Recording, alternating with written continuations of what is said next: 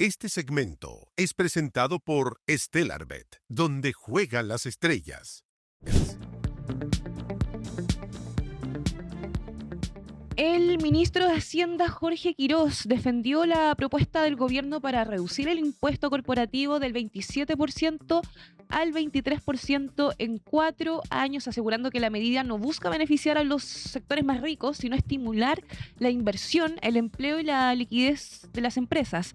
Según la autoridad, la rebaja alcanzará 150.000 firmas responsables del 50% del empleo nacional, con un alivio inmediato para las pymes. La iniciativa, parte central del Plan de Reconstrucción Nacional, impulsado por el presidente José Antonio Kast, abrió un intenso debate político dentro del oficialismo y la oposición. Mientras el Ejecutivo insiste en que la reforma será clave para la reactivación económica, parlamentarios del propio bloque oficialista exigen incorporar beneficios directos para la clase media y plantean parcelar la mega reforma para acelerar su aprobación legislativa. Camilo. De que da la impresión que se mantiene intratable pese a lo que dice la encuesta, este tema que ha sido calificado por el gobierno como irrenunciable, que es el descuento del 27 al 23% para las grandes empresas. Hay una conversación, porque en el fondo esto ya lo han calificado todo, de que es una reforma o una contrarreforma tributaria que ese sería el corazón, digamos, la disminución de impuestos para las grandes empresas, justamente para, según dicen ellos, poder reactivar la economía, lo que también estaría acompañado con un modelo paulatino en donde nuevamente el sistema tributario se integre, que es volver a antes de la reforma tributaria de Bachelet. Uh-huh. Entonces, en ese plano se están buscando dos cosas. Por un lado, tratar de tener el acuerdo político lo más amplio posible. Ese es el objetivo del gobierno. Dicen que no están teniendo conversaciones formales con la bancada del PDG, pero que sí han estado conversando individualmente con algunos parlamentarios. Claro, y quieren convencer también a la par, al PPD, como mencionabas, al PDG y a la DC. Sí, vamos punto a punto, porque no quieren lo mismo. Uh-huh. El PDG, lo que sabemos es lo que dijo Parisi, que estaría bueno la reintegración del FUT o un sistema similar. Para quienes estuvimos cubriendo política, el gobierno de Bachelet, el segundo, como del 2013 en adelante, yo estaba, me acuerdo, empezando como en el mundo del periodismo, nos tuvimos que informar rápidamente de qué era el FUT, porque el FUT estaba en los titulares y fue discusión, yo te diría, poco menos durante un año. Fondo de utilidades tributables. Fondo de utilidades tributables. Y era un sistema que no es fácil de explicar, y a lo mejor no todo el mundo va a entender necesariamente porque no le afecta directamente. Pero antes, como había un sistema integrado, las personas, digamos, tributaban las empresas y también tributaban las personas cuando hacían retiro de capital. Pero ¿qué era el FUT? Era un sistema de que cuando yo retiraba podía postergar en un fondo el pago de esos tributos. O sea, no los pago al tiro, los pago más adelante. El tema es que ese más adelante se fue acumulando, eso era el FUT. Ya se fue una cantidad de plata que en el fondo era merma para el Estado, pero beneficio para el empresario, en este caso directamente, o el dueño de una empresa. Eso en términos muy sencillo, tiene complejidades tributarias mayores, pero eso se eliminó justamente porque la reforma tributaria de Bachelet lo que buscaba era recaudar más. Entonces necesito sistemas que me permita no solamente subir los impuestos, sino que tratar de aumentar la recaudación. Ahora lo que quiere hacer el gobierno es retroceder. Es decir, ya no queremos recaudar tanto. O no vale la pena recaudar tanto. O incluso dicen, y eso habría que, a lo mejor lo podríamos profundizar con los economistas que van a venir en el bloque del panel, pero dicen que incluso la promesa de recaudar más no se cumplió en términos tributarios, que tiene otras explicaciones. El sistema tributario en general es bien complejo. Yo recuerdo que en esos mismos años se hizo un estudio por parte del Servicio de Impuesto Interno de la cantidad de plata que se evadía en Chile en términos de impuestos, y era alrededor de 7 puntos del PIB. O sea, mucha plata. Oye, Camilo, ¿puedo aprovechar de preguntarte algo con esto del FUT que acabas de mencionar? Se podría decir que, mira, ayer vi a Francisco Vidal en un Chile TV Y justamente Francisco, quien está acá los viernes, por supuesto, acá en turno en vivo, desde las 10 de la mañana en adelante, él mencionaba el royalty minero que logró Boric, los 1.500 millones de dólares que logró recaudar para llevar a la caja fiscal. ¿Es exactamente lo mismo o es distinto?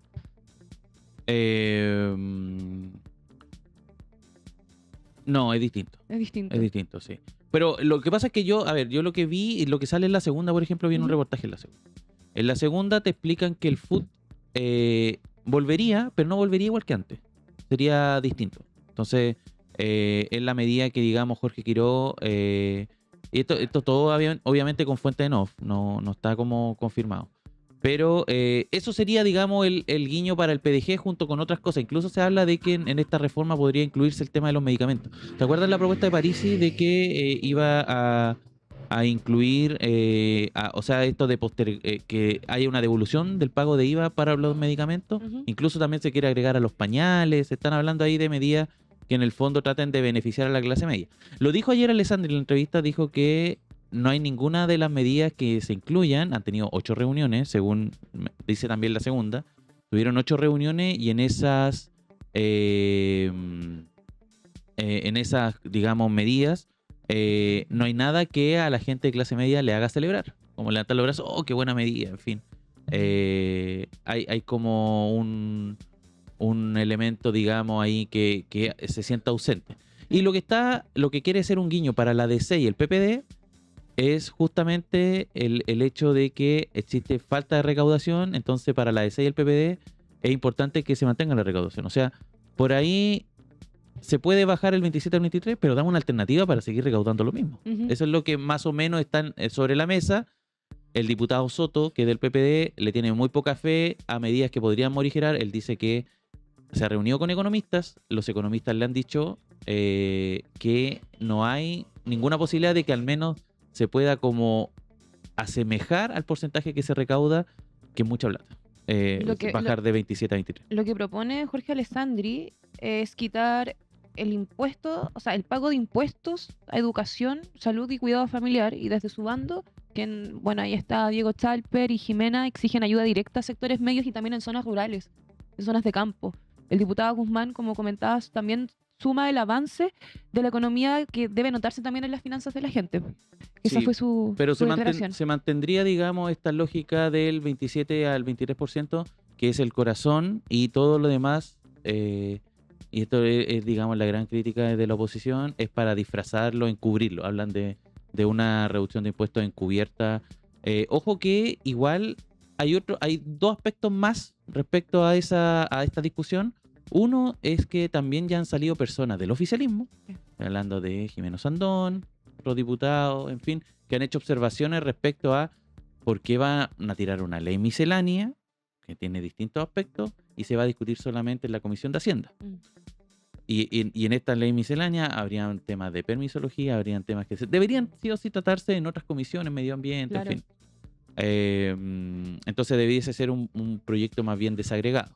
El gobierno no quiere dar el brazo a torcer eso, pero ya hay críticas. Y hay una segunda cosa respecto a eso mismo, que lo dijo ayer Danilo Herrera, de que esto podía ser inconstitucional.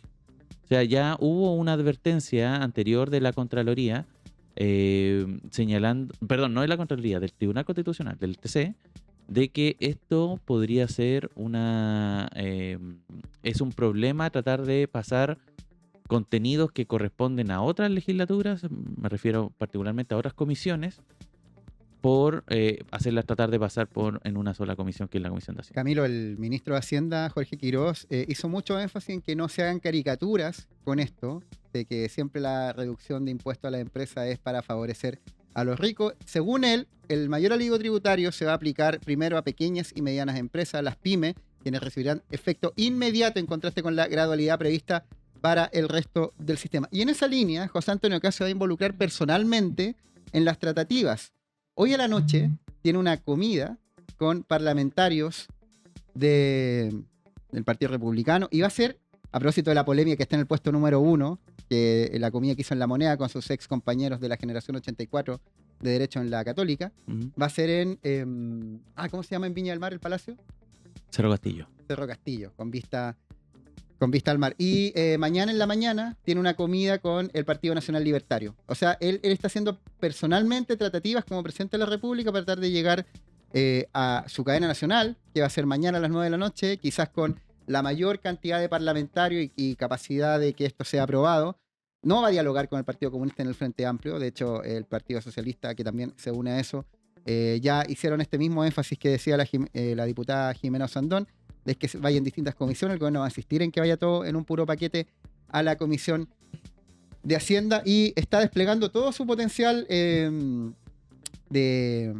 agenda, de lobby, el gobierno en esto, que es su proyecto estrella, no solo de la primera parte de su gobierno, sino en general de toda su administración. Oye, justamente acá nos comentan por interno que en Radio Pauta el ex candidato presidencial y dirigente del Partido de la Gente, Franco Parisi, Camilo y Seba, señaló que la postura de su partido frente al proyecto de reconstrucción nacional dependerá de cómo se considera la clase media. Y dijo lo siguiente: vamos paso a paso, pero primero cuídenme a la clase media. Yo creo que hábil lo que hace el PDG, cómo se mueve el PDG en esta conversación, porque justamente en el fondo está la expectativa de, en parte, lo que van diciendo las encuestas, ¿cachai? Como cuáles son los temas que van emergiendo. En la medida que ve oportunidades, mete sus temas.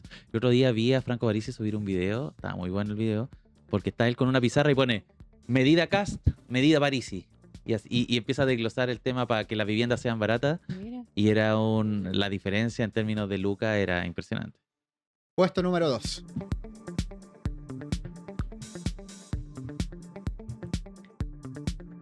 La tensión internacional escaló esta semana luego del que el presidente de Estados Unidos, Donald Trump, advirtiera que cualquier embarcación iraní que se acerque al bloqueo naval impuesto sobre los puertos de Irán en el estrecho de Hormuz será eliminada.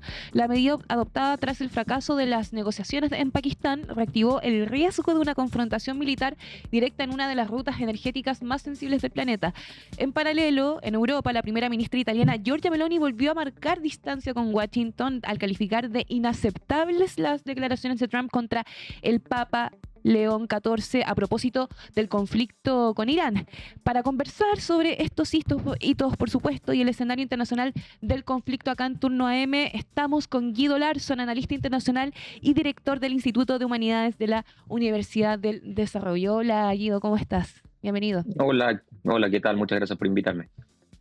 Guido, partamos con esto que se ha comentado, que incluso ha sido titular en algunos casos con cierta intención de jugar a la broma, pero que al parecer no es tan gracioso, al menos en lo práctico, que es esta idea de Donald Trump del bloqueo, ¿cierto? O sea, el bloqueo, una suerte de bloqueo naval en el estrecho de Hormuz. ¿Qué significa y cuáles son las implicancias para el mundo en ese sentido?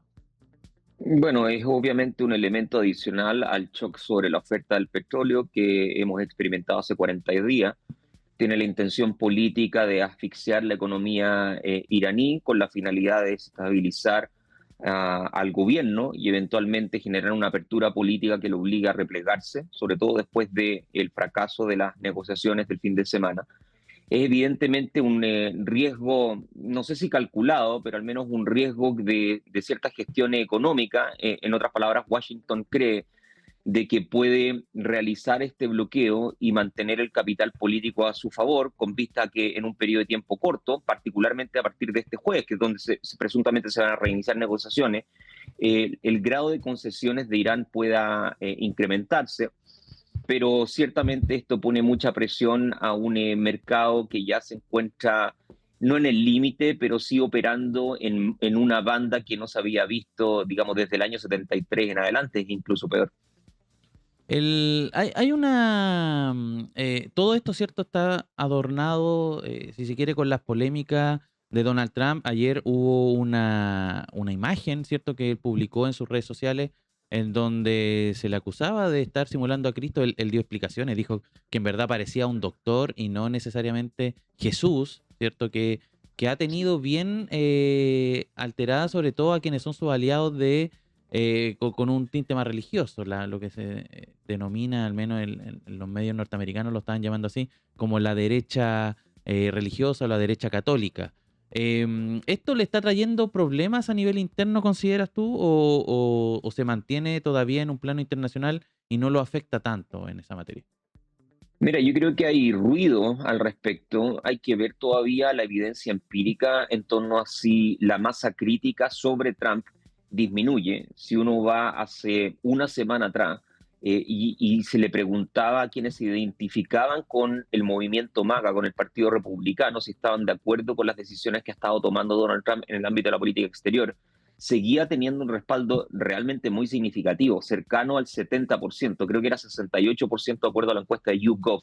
Dentro de ese segmento hay un grupo de cristianos evangélicos muy importante en todo el bloque asociado a el conservadurismo norteamericano, en fin, y Wisconsin, Utah, otro tipo de estados. Y es ahí donde quizá el cuestionamiento que el Papa ha realizado a la política de Donald Trump puede generar algún tipo de impacto. De nuevo, este impacto es por ahora especulativo.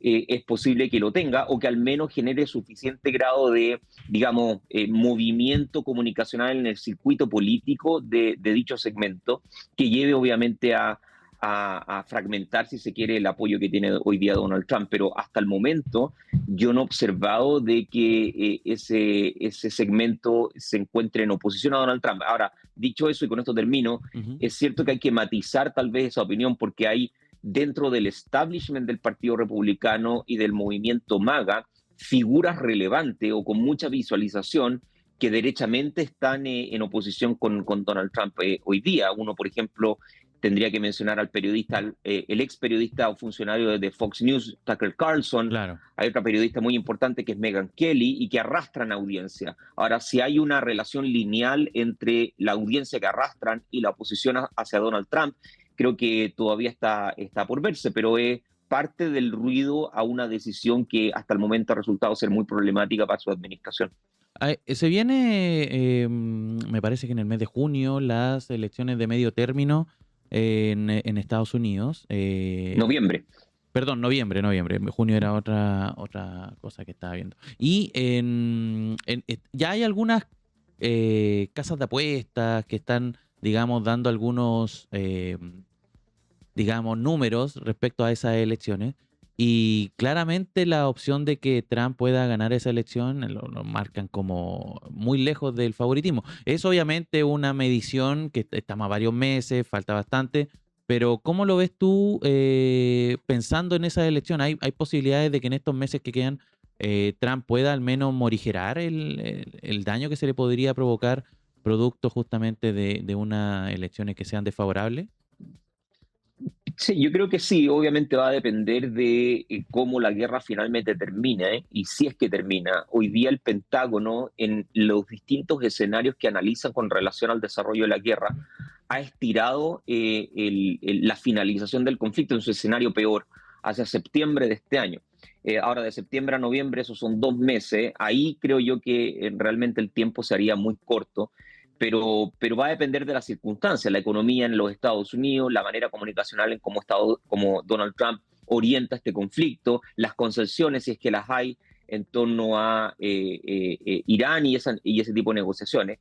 Y en un contexto donde creo yo que tu pregunta tiene sentido, en términos de que se renueva la totalidad de la Cámara de Representantes, son 435 escaños, se renueva un tercio del Senado, 33 escaños, y el gran problema es que se presume de que los demócratas van a volver a obtener la mayoría en la Cámara de Representantes, y eso es muy importante porque es la entidad legislativa que tiene potestad para acusar constitucionalmente al presidente y solamente por mayoría simple. Entonces eso quiere decir de que si es que los demócratas recuperan la Cámara en noviembre, muy posiblemente va a haber una acusación constitucional contra Donald Trump, un impeachment, y eso va a destinarle tal vez 18 meses de lo que le quedan de su mandato. Entonces, internamente está muy problematizado, eso lo incentiva a intentar resolver rápidamente el conflicto, y paradojalmente ese intento de resolver rápidamente el conflicto puede llevarlo a tomar decisiones tal vez irracionales, particularmente una escalada vertical que llevaría, creo yo, a una hecatombe regional. Guido, quiero retornar nuevamente a la imagen que Trump subió a Truth Social, donde él dice que aparece como un médico sanador, pero en realidad hace clara alusión, no sé a quién le podría quedar la duda, a Jesucristo, a Jesús de Nazaret, la cual fue eliminada de la red social y que lo hizo justo después de criticar duramente al Papa León XIV, en que trató de un pontífice débil con el crimen, débil con las armas nucleares. Dice que no le cae bien y tampoco el hecho de que se reúna con simpatizantes de Obama. Dijo que le ha hecho mucho daño a la Iglesia Católica, y esa imagen, que pido que la pongamos también acá para que la veamos mientras comentamos, le valió críticas de todo el mundo católico, de simpatizantes, de estando la molestia, incluso el mandatario iraní Masoud Pezeshkian, tuvo críticas de Giorgia Meloni, tuvo críticas incluso del arzobispado de Santiago. Donald Trump, que es católico y que gran parte de su base del mundo conservador viene de ahí, con este gesto grandilocuente propio de, no sé bien cómo catalogarlo, ahí creo que la psicología puede ayudarnos como ciencia social para entenderlo, pero ¿cómo lees esta controversia de Donald Trump con el Papa León XIV, quien tomó la decisión de enfrentarse a él de manera directa, con adjetivos bien duros, y que, pensándolo estratégicamente también para sus intereses, ¿qué objetivo busca? ¿Qué busca manifestar al echarse encima a la Iglesia Católica? Bueno, yo creo que si uno toma en consideración, digamos, la trayectoria biográfica de Donald Trump, creo que uno puede constatar que es extremadamente sensible a cualquier intento de cuestionamiento de las decisiones que toma. Y de hecho responde muy agresivamente a incluso insinuaciones respecto de que se ha equivocado. Creo que la publicación puede leerse en ese registro, en términos de que lo que está haciendo el Papa es cuestionar y criticar la manera en cómo se ha desarrollado la política exterior durante los últimos 40 días. Y ahí eso creo que toca una fibra en la epidermis de Donald Trump, que lo lleva a tomar decisiones como esta. En otro contexto, creo que esto también debe entenderse en lo que ocurrió el fin de semana, donde Donald Trump aprovechó las celebraciones de Pascua para realizar, digamos, mensajes ampliamente incoherentes o contradictorios. Por un lado, felicitando, digamos, a el cristianismo y esta fecha relevante para la espiritualidad finalmente de los creyentes. Por otro lado, insistiendo en la guerra y en Irán y en las concesiones que supuestamente va a realizar. Y en alguna medida transmitiendo el mensaje de que nadie está realmente en oposición a su figura. No lo va a hacer el Papa, no lo va a hacer el Congreso, no va a ser la oposición demócrata, que para todos los efectos es una posición que se encuentra muerta hoy día en los Estados Unidos. Ahora, dicho todo eso, creo que no hay que sobreestimar, a mi modo de ver, la capacidad que tenga este mensaje o este impas con el Papa de movilizar la aguja política o de generar alguna transformación. Piensen, por ejemplo, de que hace apenas una semana atrás, incluso menos, Donald Trump estaba amenazando con destruir la totalidad de una civilización de 92 millones de personas. Y hoy día nadie está hablando finalmente de ese mensaje, porque bueno, estamos hablando de la siguiente iteración dentro de esta saturación comunicacional que típicamente realiza la Casa Blanca y Donald Trump en particular. Y muy posiblemente, dado que él mismo dijo, bueno, esto es finalmente tratar de retratar un médico, en fin, se pasará a otra cosa, y eso va a estar de hecho coincidiendo con lo que va a ser sin duda la noticia de esta semana en el ámbito de la política exterior, que tiene que ver con un nuevo intento negociador liderado por J.D. Vance, su vicepresidente, en Islamabad el jueves. Entonces, creo que va a ser un ejemplo más de lo mucho que Donald Trump dice, lo primero que se le viene a la cabeza, pero suficientemente inteligente en su manejo comunicacional para que rápidamente se sature el ecosistema y comencemos a hablar de otra cosa. Guido, hay un elemento, quería pedirte una reflexión en torno a tres hechos políticos que uno los puede mirar desde lejos y decir, bueno, no tienen mucho que ver entre sí, salvo el hecho de que sus protagonistas pertenecen a las derechas, a las extremas derechas, a digamos, los movimientos conservadores del mundo. Uno es el choque que ocurrió entre Donald Trump y Giorgia Meloni, justamente por esta imagen y lo que dijo Donald Trump respecto al Papa. Otro es la derrota de Víctor Orbán en Hungría frente a rivales que aparentemente pertenecen también todos al mismo sector.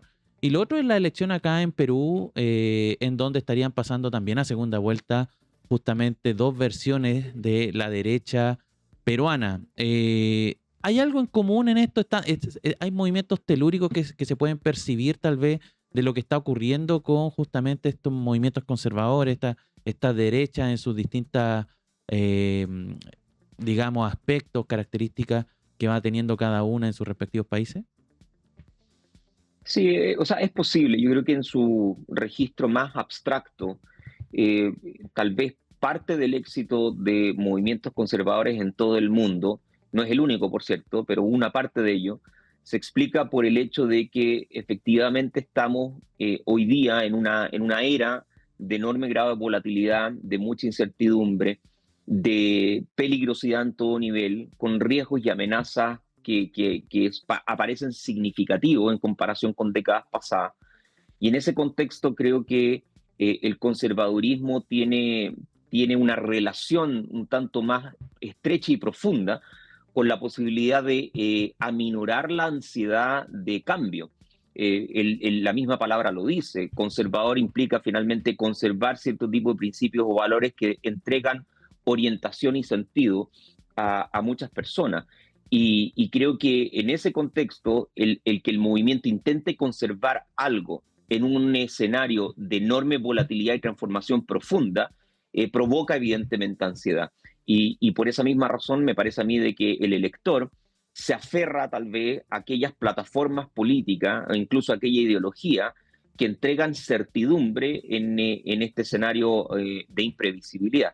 Por otro lado, creo que hay elementos de agenda particular que uno no puede desconocer.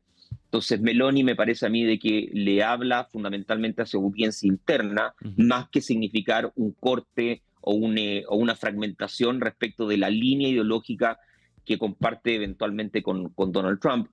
Y en el caso de Víctor Orbán, bueno, al final toda autoridad tiende a desgastarse si se mantiene mucho tiempo en el poder. Es decir, también hay un desgaste natural de Orbán después de 16 años, hay un cierto anacronismo en torno a su figura y su mensaje, particularmente en ese segmento de votante húngaro de entre 18 y 30 años. Claro. Y ahí la apelación, que también está en la misma línea ideológica, se traduce finalmente en una figura más carismática, con mayor conexión en redes sociales, que apela precisamente a ese público, etcétera.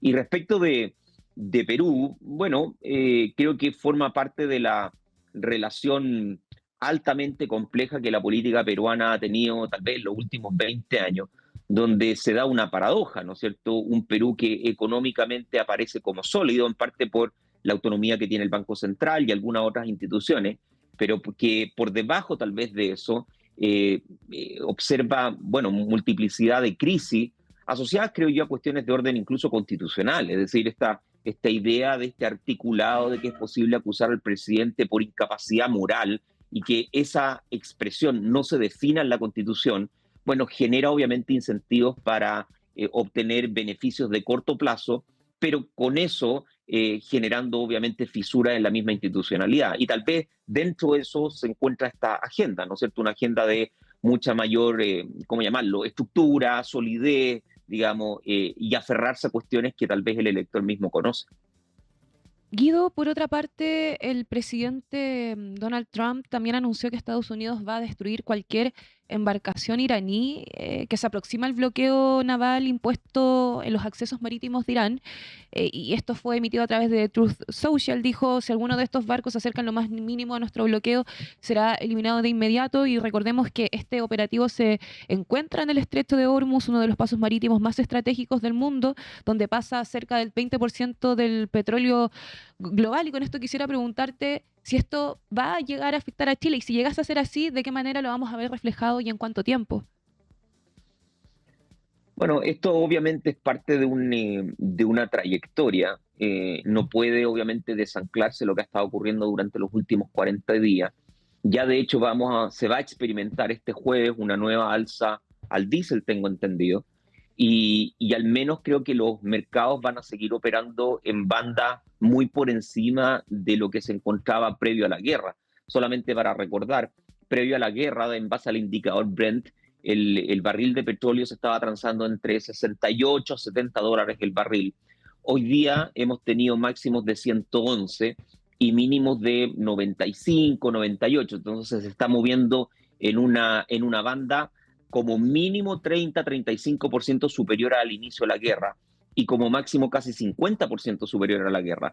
Y en la medida en que no se proyecte una finalización del conflicto y se mantenga la incertidumbre, probablemente esa banda o bien se va a mantener, y si se escala dentro del conflicto, probablemente va a aumentar. Entonces, ¿qué significa eso? Para nosotros va a implicar presiones inflacionarias, muy posiblemente, va a implicar un aumento en el costo de la vida, va a presionar a la UEF, va a implicar, bueno, por otro lado, al menos un aspecto positivo de que el precio del cobre se va a transar en niveles mayores y eso va a implicar también mayores ingresos para el Estado, pero me parece de que en el neto va a ser dificultoso, sobre todo para el consumidor de a pie, digamos, en Chile, porque, bueno, el petróleo forma parte de las cadenas productivas industriales finalmente de todo el mundo, entonces no podemos desanclarnos de aquello, y estamos en un escenario en donde creo que los gobiernos a nivel mundial, incluyendo obviamente el chileno, están intentando generar políticas que generen un shock sobre la demanda, porque hay un déficit de 13 millones de barriles de petróleo a nivel mundial que deben eliminarse de algún lado. Si uno va a las políticas de Asia y Australia incluso, se ha llegado a niveles de racionamiento. Hay otros países que, por ejemplo, han exigido modificaciones en la jornada laboral para inhibir finalmente el uso de los automóviles, precisamente para tratar de mantener esa demanda controlada. Y en el caso de Chile fue un traspaso directo al consumidor. Sí. Y creo que debiéramos seguir observando escenarios de ese tipo, al menos hasta no avisorar de que el conflicto termine. Dicho eso, y con esto termino, incluso si el conflicto finaliza mañana, en ningún caso vamos a observar un retroceso a los precios de hace 40 días atrás, en parte porque el mercado ya va a absorber probablemente la nueva gestión del estrecho de Hormuz y va a estar atento a que al grado de, digamos, de arquitectura regional con el cual queda Medio Oriente, y eso probablemente va a implicar de que la banda quizás retroceda, pero no a niveles de hace 40 días. Arquitectura regional que está en tensión. Dale, Jerry, perdón. No, dale, por supuesto, dale. Nos estamos peleando tu despedida, Guido. Sí, estábamos peleando despedirte. Oye, arquitectura regional que vamos a estar analizando a fondo junto con Geraldine, junto con Camilo, director del Instituto de Humanidades de la Universidad del Desarrollo. Muchas gracias por acompañarnos esta mañana. No, gracias a ustedes, que estén muy bien. Puesto número 1, todo tuyo, Geraldine. Nada, muchas Andrea. gracias. Eres tan amable, eres tan cariñoso, Sebastián Flores. La vocera del gobierno, Mara Cedini, aseguró que el almuerzo realizado por el presidente José Antonio Kast junto a sus ex compañeros de Derecho en la Moneda fue financiado con recursos propios del mandatario. Sin embargo, evitó aclarar si los servicios prestados por garzones, cocineros y otros funcionarios del Palacio también fueron cubiertos con fondos personales, señalando que esos antecedentes serán entregados a la Contraloría General de la República por la vía institucional. La actividad de carácter privado y desarrollada el viernes pasado, 10 de abril, reunió a decenas de exalumnos de la generación de Derecho de la Pontificia Universidad Católica.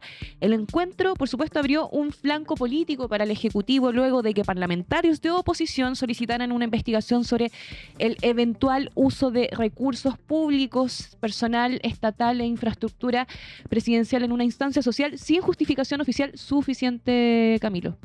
Sí, hay harto que hablar acá. Tengo el menú, lo que comieron. Ya, ¿Partamos por eso? Partamos por eso Ya. porque... Primero mandaron invitación con sello dorado. y con el escudo Entonces, de ahí la yo me República. pregunto, 70 invitados. ¿esto ya ojo. tiene categoría de oficial de algún nivel? Como porque ya, José Antonio Kast vive en La Moneda.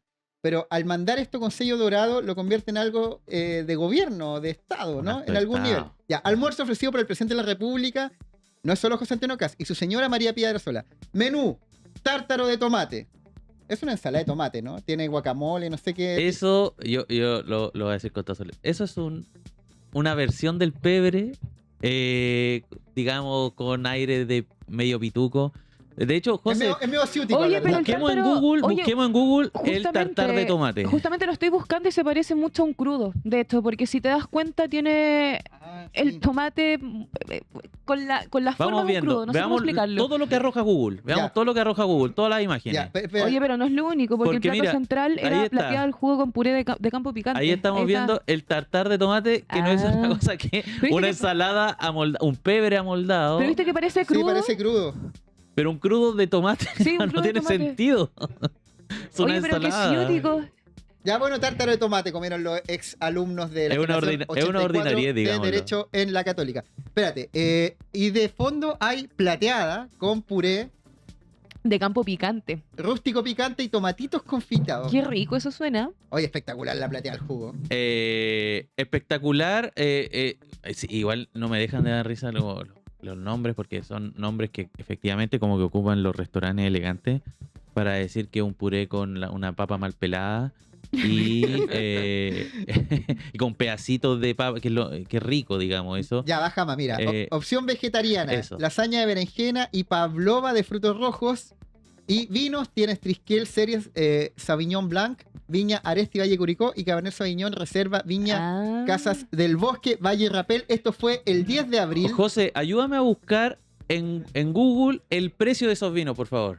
Espérate, 10 de abril, viernes, hora de almuerzo, es decir, horario laboral en el Sí. Palacio de Gobierno de todos los chilenos, La Moneda. Oye, Sí. pero la controversia más bien no es si el presidente se junta o no con sus ex compañeros, sino porque la controversia subió porque se utilizaron trabajadores de La Moneda como mozos, cocineros para atender a los visitantes en la casa de gobierno. Entonces, ayer un profesional de las comunicaciones consultó a la vocera. De hecho, podríamos revisar nuevamente el video porque lo vimos en la mañana. ¿Lo vieron en la Sí, mañana? veámoslo nuevamente, señor director, el video de Mara Cedini cuando le preguntan, vocera, ¿pero por qué no lo hizo en su casa? Ahí Ya, lo están por buscando. mientras, Ahí lo tienen. los precios de los vinos.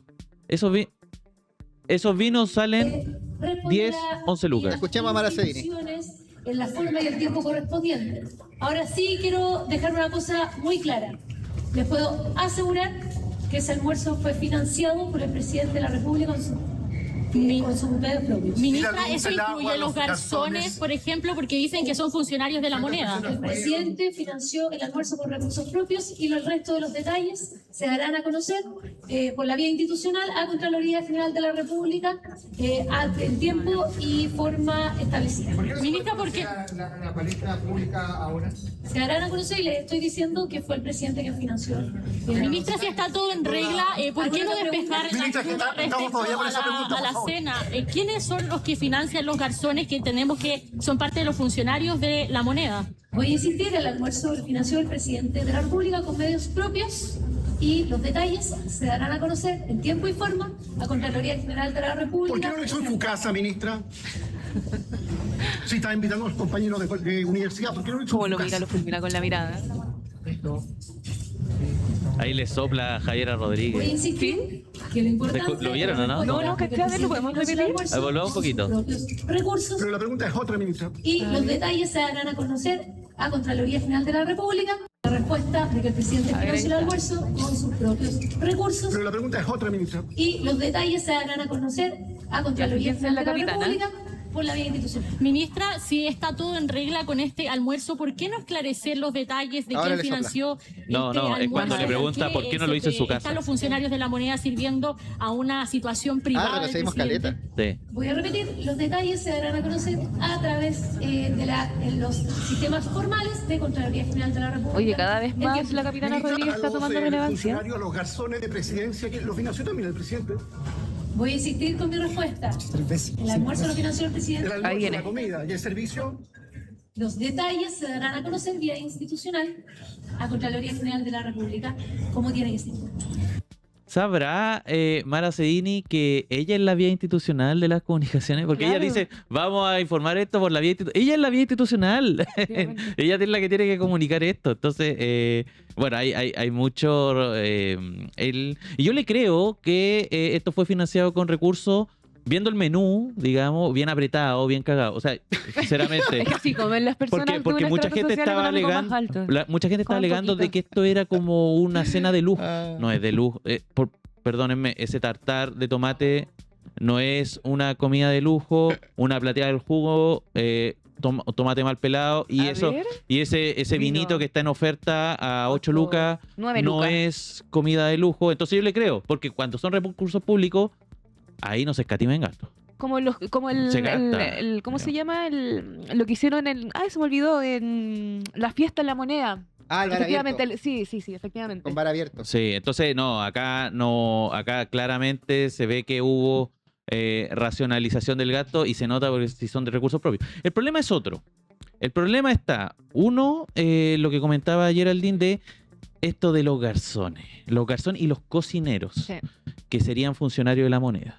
¿Se pagaron, no se pagaron? Maraceini se resista a declararlo. Probablemente se pagaron. Pero hay otro elemento que está pasando medio colado. Que esto se realizó en un Horario lugar laboral. público. ¿Y horario laboral? En también? horario laboral, pero en un lugar público como la moneda. Hay un antecedente. Seguramente algunos de ustedes se acordarán. Cuando Josefa Errázuriz utilizó para el matrimonio de su sobrino, si no me equivoco, Ex alcaldesa de Providencia. esta alcaldesa de Providencia ocupó el Palacio Falabella para el matrimonio. Todo lo pagó ella. Todo estaba, digamos, en lo que fue gasto. No hubo gasto de recursos públicos. ¿Y qué dijo la Contraloría respecto al uso del Palacio Falabella para un matrimonio personal? En este caso de quien era alcaldesa de Providencia.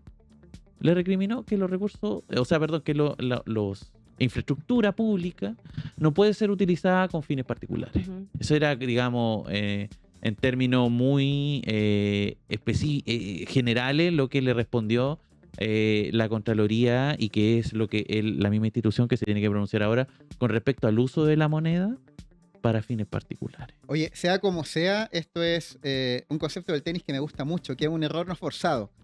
Y el error no forzado en el tenis es básicamente una pelota que venía sencilla y tú mismo la tiraste al error, la tiraste fuera sin que te tomara dificultad. Yo creo que José Antonio Kast, más allá de lo que esté en regla o no, abrió un flanco de manera gratuita, porque esto surge a propósito de Daniela Chiccardini y Daniel Manucheri, senador y diputado, que han hecho una dupla importante de fiscalización del poder prestar un requerimiento formal ante la CGR, la Contraloría, y solicitan esclarecer la naturaleza oficial o privada del evento. ¿Esto fue de carácter privado, personal, o fue algo institucional? A mí me parece, díganme ustedes, contertulios, que es una junta de ex compañeros.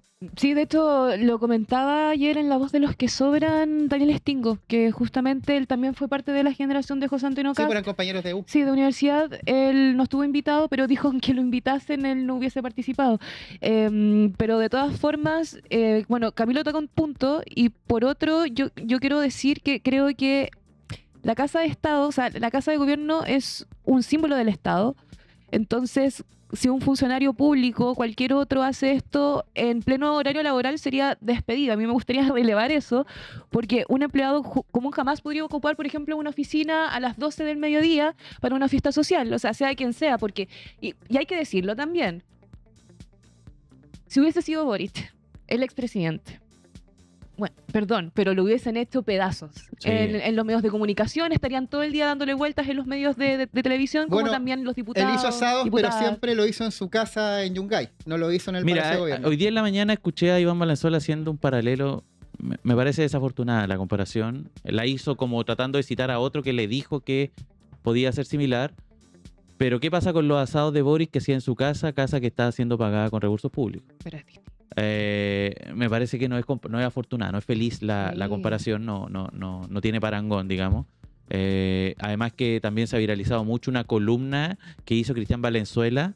¿Se acuerdan de en donde criticaba el asado que tuvo con el vocalista de Tool?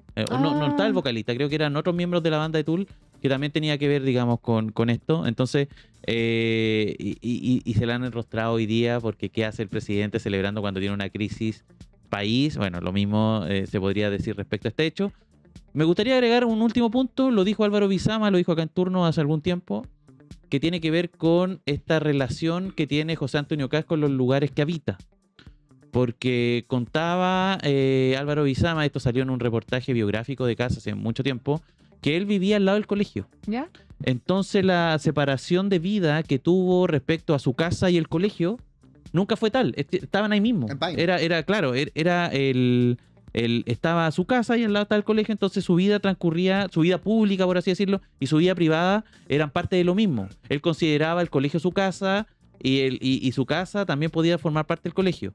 Cuando él se va a vivir a La Moneda, lo que ocurre es lo mismo. Entonces, cuando a Mara Cedini le preguntan por qué no lo hizo en su casa, la respuesta que cae un poco de cajón es porque él está viviendo ahí. Entonces, a lo mejor a él le está costando hacer esa separación de este es mi lugar de trabajo y este es el lugar donde yo hago mi vida particular, mi vida privada. Entonces, hay una situación ahí que tal vez tiene un tinte más psicológico respecto a las dificultades que tiene para él separar esa vida pública de la privada, que viene desde niño, que viene de crianza, que viene es cultural para él.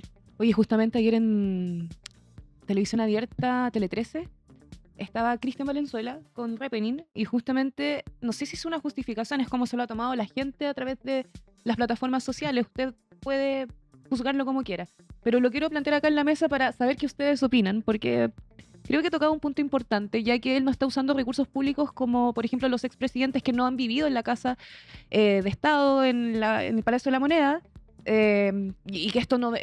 a ver, los periodistas planteaban lo siguiente: como esto no sucedía hace tanto tiempo que un presidente viviese en la Moneda, uno, esto podría ser error y aprender. Y por otra parte también planteaba Repenin que como no está utilizando los recursos públicos para pagarse una casa, quizás esto era favorable, o sea, o que se le podía hacer un perdonazo. Claro, yo lo escuché. Planteaban la idea de que esto es aprendizaje. De hecho, lo mismo decía Julio César Rodríguez ayer en Podría Ser Peor en Radio Bio Bio. Están diciendo que es un gobierno en práctica. Claro, Sí. eso es básicamente la idea. Es como le estaban dando el beneficio de que, bueno, no es tan grave, esto no va a afectar el bolsillo de la gente. No, pero están aprendiendo. Sí, pero más allá de eso, lo que plantean, que era lo que yo les quiero preguntar a ustedes, ¿qué opinan? Que no utilicen los recursos públicos para vivir en otra casa, como por ejemplo lo hizo Gabriel Boric, porque no me acuerdo de otro presidente, la verdad, es el que tengo en la retina. ¿Dónde vivía Gabriel Boric, chicos? En barrio Yungay. Sí. Ya como él no utiliza esos recursos públicos, tal vez tiene ojo por ojo. Puede hacer este tipo de eventos sociales en La Moneda. ¿Qué opinan? Quiero opinar justamente con lo que dijeron en el programa de Julio César. Llamó una auditora, mira, estaba en conversación con Francisco Leturia, Sí, lo vi. diciendo que ella vive cerca de la casa de José Antonio Caz en Paine, donde está su colegio campanario, que para llegar a su casa hay que atravesar el colegio. Sí. O sea, tú tienes que atravesar el colegio. Y dijo que en la casa de José Antonio Caz todavía hay policías de punto fijo. Sí. Entonces dijo, ¿por qué están gastando recursos también en ese lugar donde no está viviendo? ¿Y por qué no lo hizo ese día allá? Bueno, también lo hizo a la hora de almuerzo del día Sí. viernes. Podría haberlo hecho Eso. a la noche el viernes, pero Y lo puso en la hora de justamente- almuerzo. Y justamente eso, caía día viernes, perfectamente se puede ir después a la casa y hacerlo en su zona, ¿o no? Y se Era sacaba del un viernes asadito también. pasado.